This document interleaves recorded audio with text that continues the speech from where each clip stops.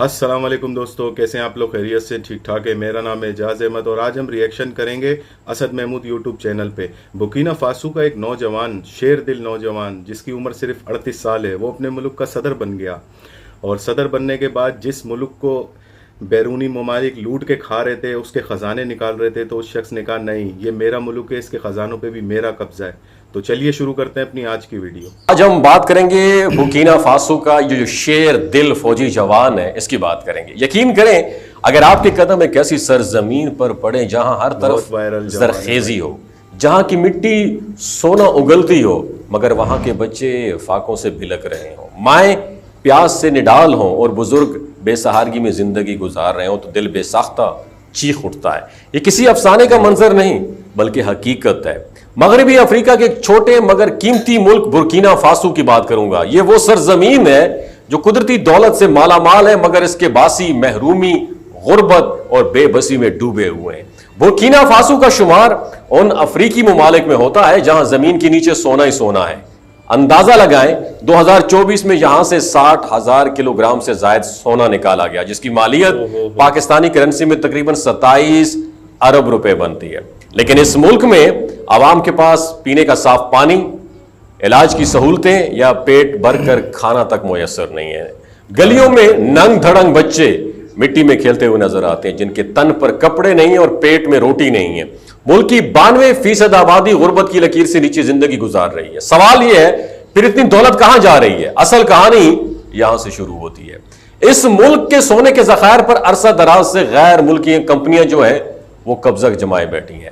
Canada, Australia, France, امریکہ، برطانیہ، حتیٰ کہ اسرائیل تک کی کمپنیاں یہاں سونا نکالتی رہی ہیں، اور بدلے میں مقامی لوگوں کو صرف دھول مٹی ملی ہے۔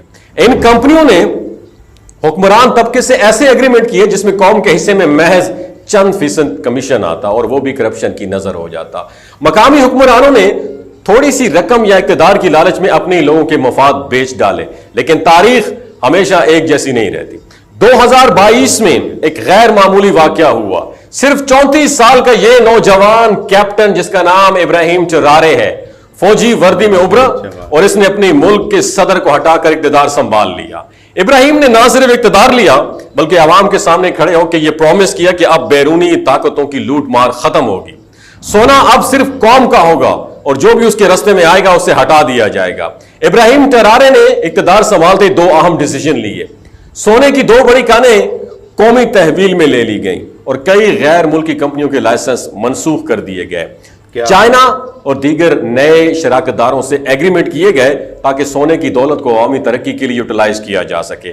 ابراہیم ٹرارے نے یہ واضح کر دیا کہ وہ اس وقت تک چین سے نہیں بیٹھے گا جب تک برکینا فاسو کا خزانہ صرف برکینا فاسو کے لوگوں کی خدمت میں نہیں آتا۔ فرانس کو اس تبدیلی سے سب سے بڑا جھٹکا لگا، کیونکہ وہ سالانہ اربوں ڈالر کا منافع جو پروفٹ ہے وہ برکینا فاسو کے سونے سے کماتا تھا۔ ابراہیم نے صاف الفاظ میں کہا کہ وہ کسی نو آبادیاتی طاقت کا غلام نہیں بنے گا۔ اگر دنیا ہماری آزادی سے خائف ہے تو ہوتی رہے، ہم بکنے والے نہیں ہیں، ہم گریں گے، لڑیں گے، لیکن سر نہیں جھکائیں گے، ہم کوئی غلام ہے ایبسولوٹلی ناٹ، کہا اس نے۔ اور برکینا فاسو کی یہ کہانی صرف ایک ملک کی کہانی نہیں ہے، یہ ہر اس قوم کے لیے ایک سبق ہے جو اپنی سرزمین میں دولت رکھتی ہے مگر اس پر اختیار کسی اور کا ہے۔ یہ ان ماں باپ کے لیے پیغام ہے جن کے بچے بھوکے سوتے ہیں حالانکہ ان کی زمینیں خزانوں سے بھری ہوئی ہیں۔ ابراہیم ٹرارے نے صرف زمین کا سونا واپس نہیں لیا، اس نے اپنی قوم کی خودداری، غیرت اور شناخت بھی لوٹا دی ہے۔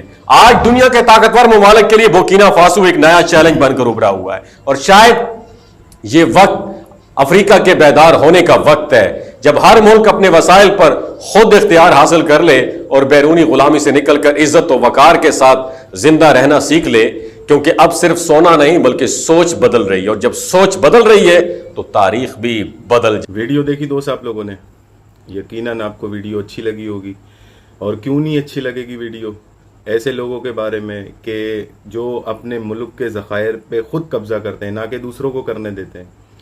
اور بھائی یہ ہم غلام قوم نہیں ہے، سنا ہوگا یہ جملہ آپ نے۔ باقی اللہ اس نوجوان کی حفاظت فرمائے۔ باقی مغربی جتنے بھی ممالک ہیں نا وہ کرتے ہی ہیں، افریقہ جیسے جو ممالک ہیں ان کے ذخائروں پہ قبضہ کر لیتے ہیں۔ افغانستان میں امریکہ آیا، کیوں آیا تھا؟ کوئی افغانستان میں مطلب کوئی ایسی جڑی بوٹی اگتی ہو جو امریکہ کو چاہیے ہو، نہ نہ نہ نہ، وہ تو ذخائر پہ قبضہ کرنے آیا تھا وہاں کے، مگر وہ بھی ایک خوددار قوم ہے، بھگا دیا انہوں نے۔ باقی آپ کیا رائے رکھتے ہیں اپنی اس ویڈیو کے بارے میں؟ کمنٹ سیکشن میں ضرور بتائیے گا۔ ملتے ہیں انشاءاللہ اگلی ویڈیو میں، تب تک کے لیے اللہ حافظ۔